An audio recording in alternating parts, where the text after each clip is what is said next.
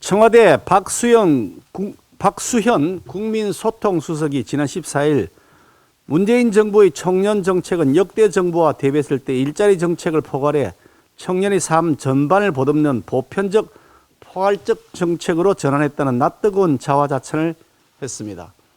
지난 5년 동안 문재인 정권이 저지른 총체적 정책 실패에도 불구하고 박수현 수석이 문비 5층과 일색인 브리핑에 없는 대통령 이야기를 연재하고 있는 것을 보면 국민 소통 수석이 아니라 국민 고통 수석인 것 같습니다.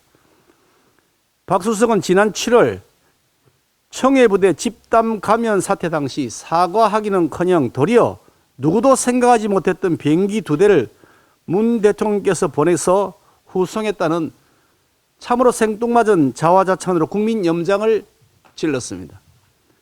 또 기모란 청와대 방역기획관은 컨트롤타워가 아닌 가교 역할이라는 황당한 궤변으로 국민의 비난을 받기도 했습니다.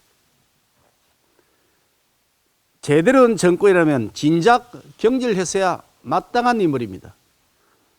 국민은 안중에도 없고 대통령 심기 경호에만 연임이 없는 이런 사람이 국민 세금 축내면서 자리를 차지하고 앉아 있으니 참으로 답답한 심정입니다.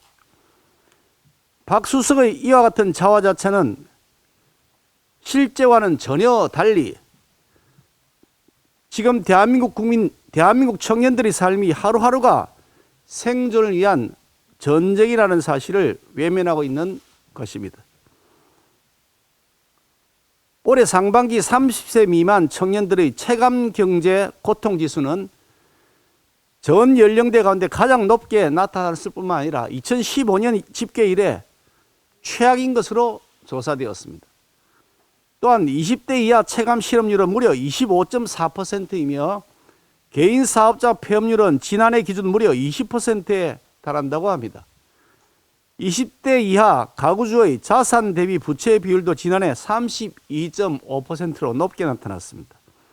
우리 청년들이 취업도 안 되고 창업도 쉽지 않은 상황 가운데서 빚만 늘어나는 악순환에 빠졌다는 사실을 객관적 수치가 증명해주고 있습니다. 문재인 정권은 그야말로 청년 포기 정권, 청포 정권이었다고 해도 과언이 아닙니다. 문 대통령은 기회는 평등하고 과정은 공정할 것이라고 약속했지만 실제로는 그와 정반대로 꼰대, 수구, 기득권, 꼰수기 정당 출신의 586 세대 인물들이 온갖 권력과 지위를 독점하면서 권력 주변인들만 특권과 반칙을 누리는 세상을 만들었습니다. 일자리는 원칙적으로 민간이 만들어야 제대로 만들어지는 것인데 기업을 죄악시하는 과거 운동권에 편협하고 낡은 지식 수준에서 하나도 진척되지 않고 그런 낡은 화석화된 판단과 기준하에서 각종 규제만 앞세우다 보니 민간 투자와 일자리 창출은 이루어지지 않았습니다. 문재인 정부는 세금 주도 공공부문 단기 알바로 채웠던 일자리 분식 통계를 제시하면서 국민 속이기에 여념이 없는 것이 오늘의 모습입니다. 또한 집권 여당은 코로나 핑계로 선거를 앞두고 각종 생색내기 지원금 살포에만 열을 올렸습니다. 문재인 정권 5년간 400조 원이 넘는 국가 부채가 증가했고 물가는 하늘 높은 줄 모르고 치솟고 있습니다. 잘못된 정책 고집으로 우리 청년들을 절망과 고통 속으로 몰아넣었으면 최소한 미안한 척이라도 하는 것이 인간의 기본적 도리 아니겠습니까? 도대체 청와대는 어느 시대에 살고 있고 어느 나라에 살고 있는 겁니까? 문재인 정권에 대한 청년들의 분노가 나날이 높아지고 있는데도 민주당 이재명 후보는 한술 더 떠서 전 국민에게 소비 쿠폰 지급하자, 청년 면접비 지원하자는 등 청년에게 더 큰 부담 안길 궁리만 하고 있습니다. 아니, 일을 하려면 일자리가 있어야 될 거 아닙니까?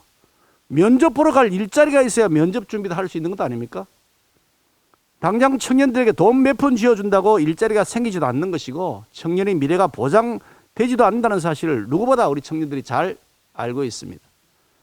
청년과 대한민국의 미래는 나 몰라 하라고 당장 눈앞의 선거만 이겨보자면서 돈으로 유혹하는 이재명 후보와 민주당의 무책임을 대한민국 청년들은 결코 용납하지 않을 것이라고 생각합니다. 우리 국민의힘과 윤석열 후보는 청년과 대한민국 미래에 대한 무한한 책임감을 가지고 양질의 일자리를 만들고 경제를 살리는 데 명운을 걸겠습니다. 진짜 청년을 위한 정책이 무엇인지 실력으로 증명해 보이겠습니다.